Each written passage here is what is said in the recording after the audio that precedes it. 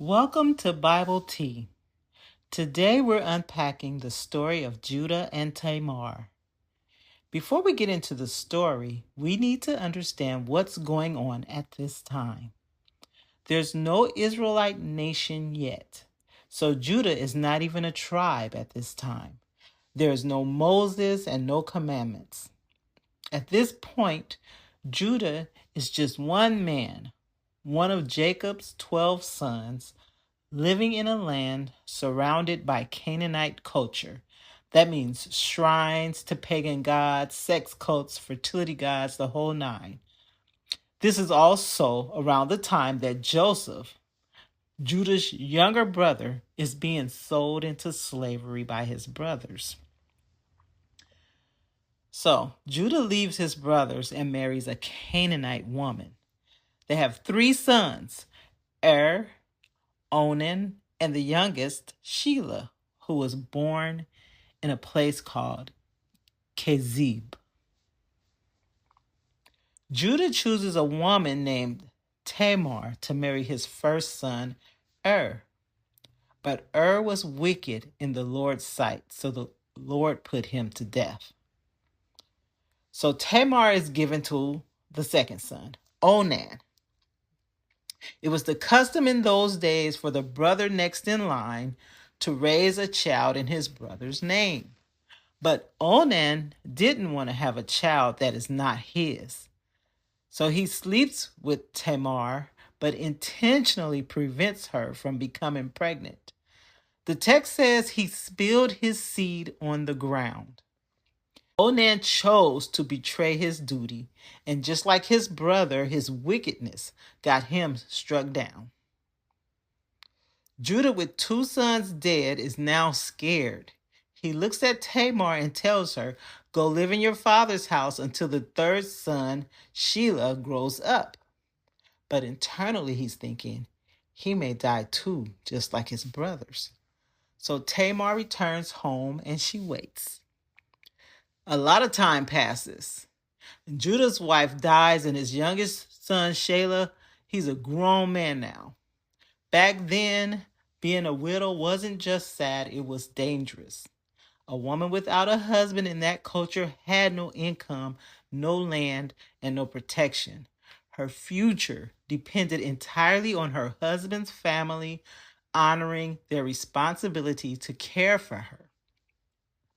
For Tamar, that meant one thing: being given to the next son as the custom required, so she can have children and keep her husband's name and her place in the family. But again, the years had passed and nothing. So Judah and his friend were heading to Timnah for sheep shearing celebrations. Tamar gets word, and in that moment, the truth hits her. Shelah is grown, and they have no intention of giving him to me. Tamar removes her widow clothes that marked her as a grieving, dependent woman, and puts on a veil. This is more than a disguise, it's a shift in power. In widow's clothes, she's invisible. In a veil, she's mysterious, unreadable, in control of how she's seen. She takes her position at the entrance of Enim, on the road to Timnah, exactly where Judah will pass. Sure enough, he sees her and doesn't recognize her. And just like she planned, he assumes she's a prostitute. Judah approaches Tamar, not knowing she's his own daughter-in-law, and they begin negotiations. She says, "What will you give me for sleeping with you?" And Judah says, "I'll send you a young goat from my flock." Tamar replies, "Only if you leave something with me until it comes." He asks, "What should I give you?" She says, "Your seal and its cord and the staff that's in your hand." Judah doesn't hesitate. He hands them over. They sleep together, and that night, Tamar conceives. When it's over, she slips away quietly back into her widow's clothes, back into invisibility. Later, Judah sends his friend with the goat. the payment for the encounter.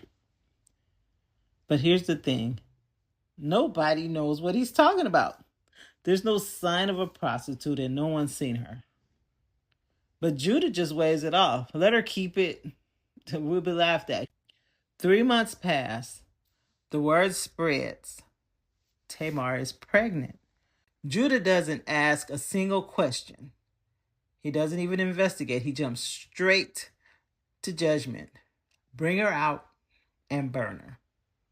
As Tamar is being brought out, she sends a message to Judah. Without making a scene, she says, I'm pregnant by the man who owns these. Then she lays out the seal, the cord, and the staff. Judah looks down at what's in front of him. His identity in the hands of the woman he condemned. And in that moment, the truth hits hard.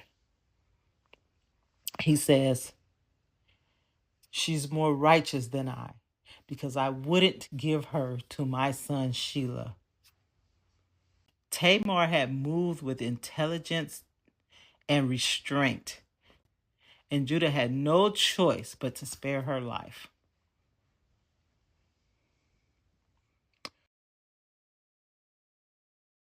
What was your take?